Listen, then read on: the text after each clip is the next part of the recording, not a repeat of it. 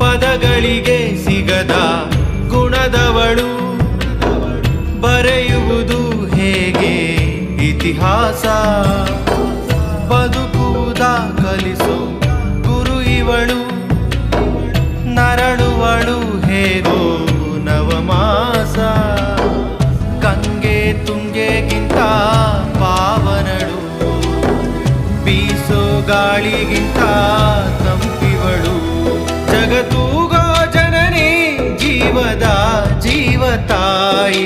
ಬ್ರಹ್ಮ ವಿಷ್ಣು ಶಿವ ಎದೆ ಹಾಲು ಕುಡಿದರೋ, ಅಮ್ಮ ನೀನೇ ದೈವ ಅಂತ ಕಾಲು ಮುಗಿದರೋ.